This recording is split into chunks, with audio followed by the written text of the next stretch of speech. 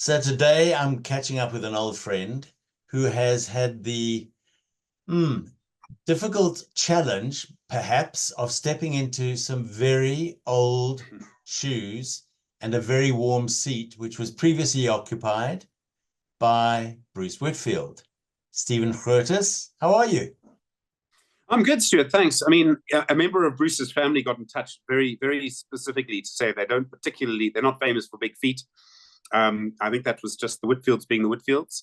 But yeah, I'm good, thanks. We're a couple of weeks in now, and so far, I think, touch wood, it's going fairly okay. It is a different thing from what I've been doing in the past. But what's really nice is that there's a focus to it. So you're really involved in one specific thing, and you can focus on one thing. And I mean, that world is fascinating. It's a fascinating world. How much did you know? I mean, we all interested in business and how Mm, companies work, mm, mm. but you're probably better known, and we'll talk about that later, as a political analyst, political journalist, political reporter. But now this is something which is obviously very important to the world. So you got the call from Primedia, and they said, Yeah, you've been here before. Do you want to come back? yeah. So yeah, and I mean, I was very gratified for the call and very happy to talk to them. And obviously very sad to leave SAFM as well. I'd put a lot of time and effort into that show over 6 years. And I thought it was an important thing to do, and I'm very glad that I did it. And I'll miss parts of it. What I've noticed on the Money Show, and I thought that this might happen, is that there are very few people that I've spoken to who I've never spoken to before. Most of them at some point, whether it's been on Newsroom Africa or somewhere else or Daily Maverick, I've spoken to them before. And that sort of shows, I was doing a very general kind of news thing, and this is a very focused kind of news thing. But such as the way the world is, that most of the people I've spoken to before, and they know of me and I know of them, it is a bit more technical now. So in the past, I would have deliberately kept it, an untechnical conversation. Now it is a bit more technical, and that's fine, And so I think that's really the big difference, is that we're talking specifically about one thing here. In the past, really, we were talking about lots of different things. And so, as I say, there's nothing that I'm not. There's no one that I'm going, wow, gosh, this is, they're all important, but none of them are people I'm like, geesh, I don't even know where to begin. Like, it's a completely different sort of vibe. And I think people have also been very welcoming. Bruce built, I mean, I hope he doesn't see this, but he built a really strong show and a really strong community. And from what I can see, that community has been very welcoming.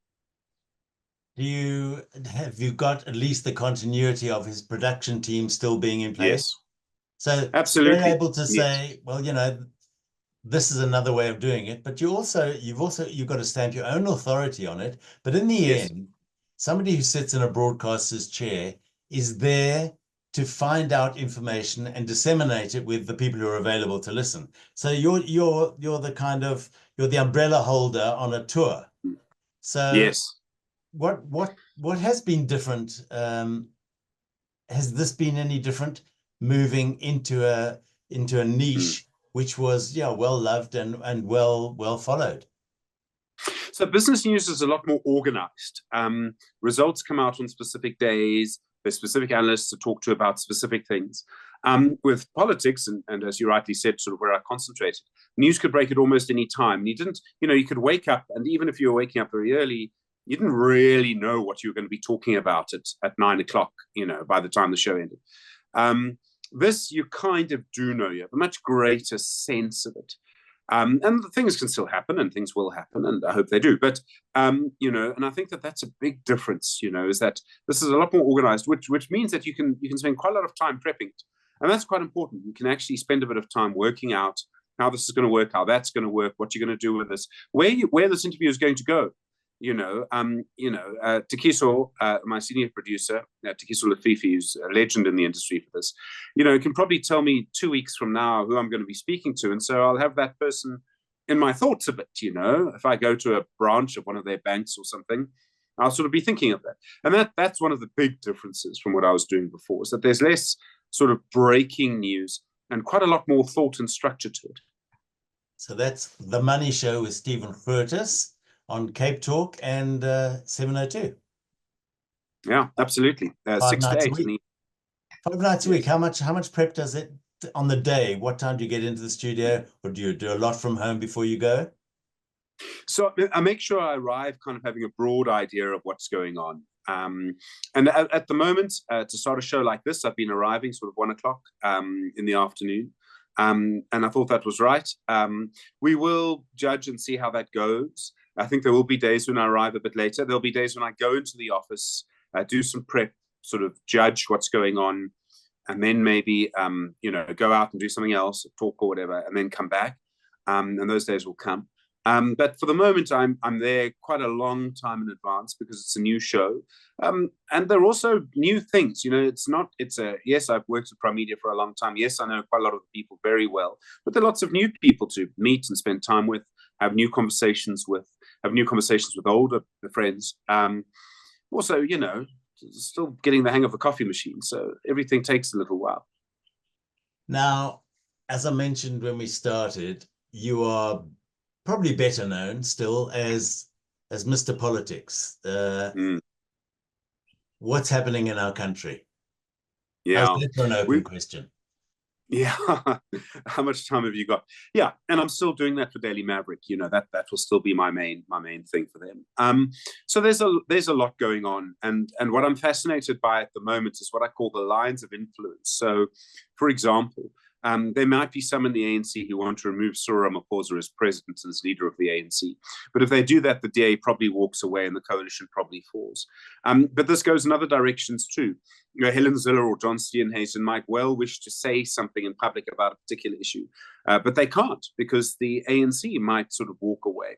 And so it's a very interesting time. You have these new lines of influence, and that's sort of how I'm understanding it. I think it was Ralph Motega who first used that phrase.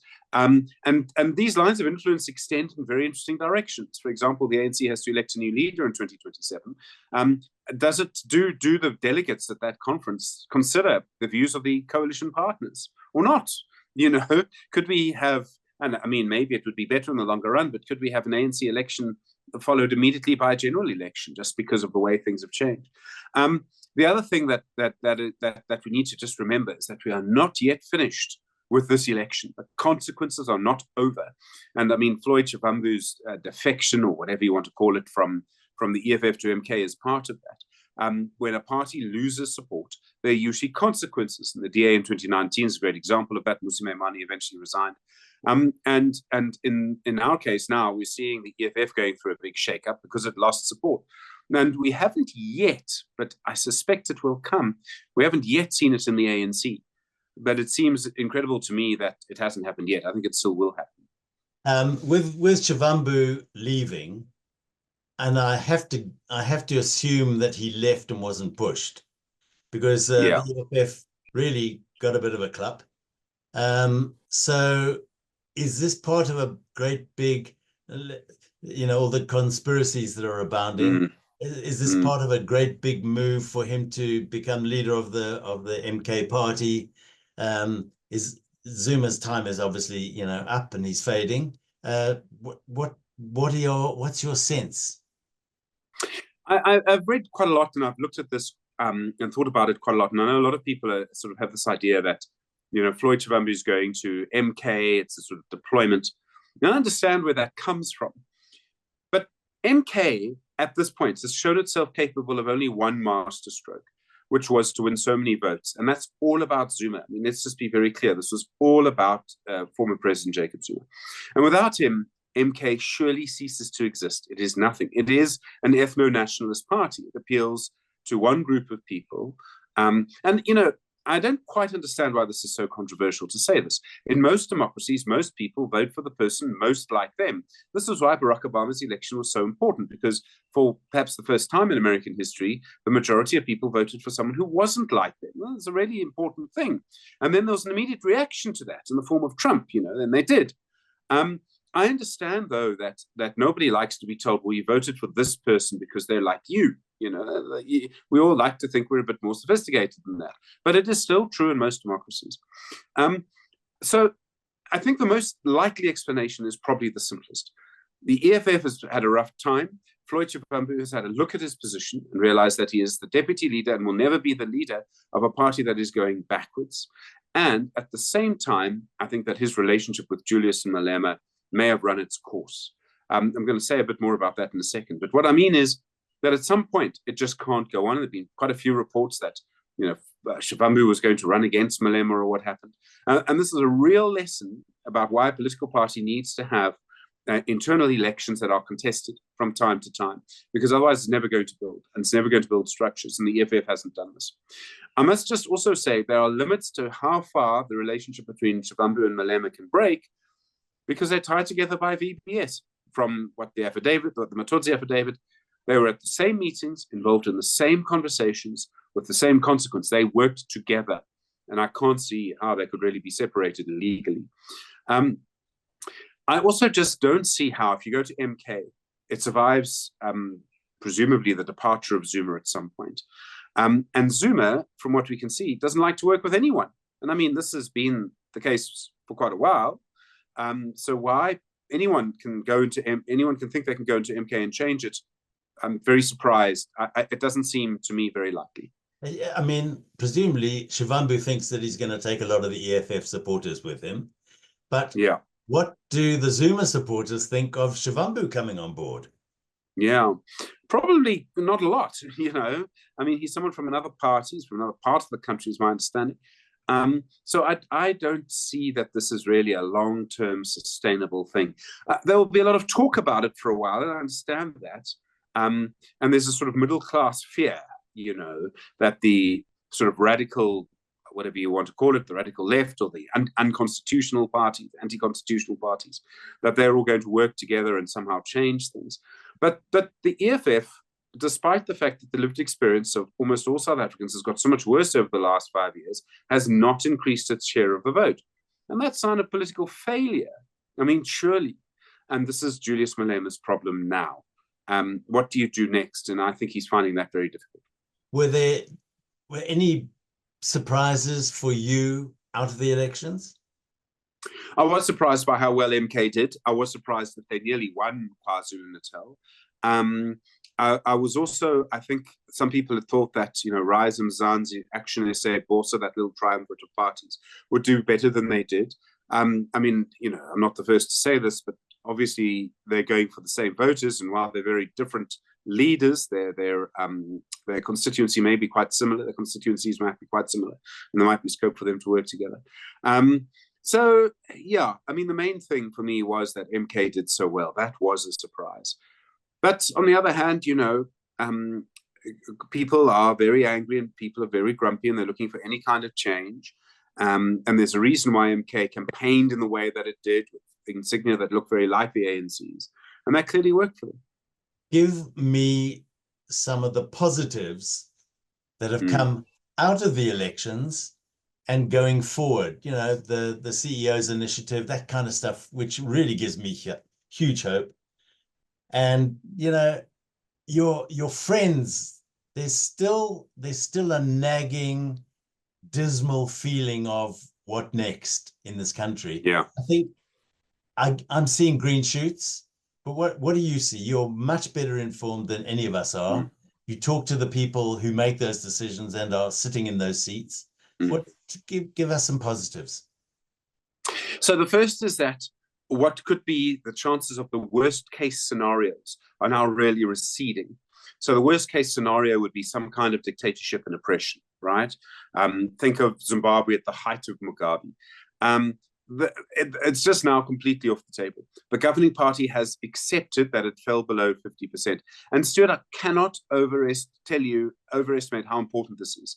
I can't overstate it, because it shows you that a political party in South Africa, it's now precedent, convention, that you give up power when it happens to you. That's what you have to do. And this is just so important. I mean, I'm told other politicians in other parts of the continent look at the ANC almost with horror, because it means that people in those countries are going to look to South Africa and say, well, you have to do it too. You also have to give up power if you lose an election. This is so important. The second thing is that we now have a very large coalition of parties. So we're being led by the center. And this is really important. Countries that are led by the sort of hard right or the hard left are just going to fail. So we're led by the center, and that's really important. There is a concern, though, which is that there's really no opposition. And that concerns me quite a lot, is that you need opposition. You need a constructive opposition in some way, and we don't see that at the moment. And there'll be opposition parties, sort of politics within the coalition, kind of. And then the other thing is that there's quite a few things that are quite difficult to do, but can be done in a coalition because no one can be held responsible. Voters have no one to blame. So, for example, if you want to have economic reform, migration reform, which can be one of the big hot button issues for a while, is migration. It's much easier to do in a coalition government where voters will just have to accept it, rightly or wrongly. And I think that could be quite a big moment. The other thing is that the role of the private sector has probably never been bigger in our economy during the apartheid era or now. It really has grown. Now, there can be huge concerns with that, and people who are worried about that, I think, are absolutely right, and I think we must hear them, because you shouldn't suffer from having no water if you can't afford it. But that said, I think things are going to start working, and Eskom's a great example. Water is going to be a tougher nut to crack, but if those things work, all sorts of things will change, and we'll start to see a real improvement in our society. I think by having the Adrian Gores of South Africa in the background working with the president and his team, suddenly projects which seemed impossible to fix are getting fixed because companies are used to having challenges, finding the best way to fix them, and stage by stage they fix them. And I think that we're definitely seeing. Transnet is on the mend. Who would have thought that was possible? Eskom is, well, they're not just fixing it with billions of rands worth of diesel. There are so many little things going on behind the scene, and I think what we got to remember is that it will not happen overnight. The fix won't happen. It's going to take another year before. Ferial Haffajee was doing a job for us yesterday, and just sitting in the audience and listening to her. A year happens very quickly. Yeah. So there may still be, that desperate sadness in the community, but I really think we're moving in the right direction. So yes, I would say from 2019 onwards, it's been bad news, right? There was the 2019 election, pandemic started in 2020. Things seem to just get worse, the violence in KwaZulu-Natal and Gauteng. And this is now, in a way, a turning point, hopefully, in the other direction. And I mean, to have no load shedding for 3 or 4 months, I mean, for millions of people living in load reduction, their life hasn't changed, but their workplaces has changed. And that's really important. That really gives the economy scope to change. And we're dealing with something that's been a problem for 14 years and finally going away. I mean, that's finally big progress. So, Stuart, I have to agree. I think there are a lot of reasons to be optimistic at the moment. And I think we are going to see changes. As I say, it's been a rough 5 years. Everything's gone downhill. Now, then some will argue that it started with Zuma coming into power in 2009 or Polokwane in 2007. I could go along with that. But the real change, I think, is that we are going to start to see a lot more momentum, a lot more positivity. And as everything starts to move in the one direction together, we'll start to see progress. Something I would love to see you do, in summary, on the Money Show, is when you're talking to these leaders, these business leaders, maybe you can also talk to them about what, if they're part of the CEO's initiative or they're involved. I mean, lots of senior advocates are now moving into the NPA and what have you. Maybe some of those business people, you can ask them, can they talk about what they're doing? Because we need to have those rays of hope. And you're in a very influential position, and I'm delighted that I know you well, and looking forward to getting you back as an MC because you're brilliant. And Steve, good luck with the Money Show and with Daily Maverick and all that you do. And thanks for your time. No, Stuart, thank you very much indeed. Thank you.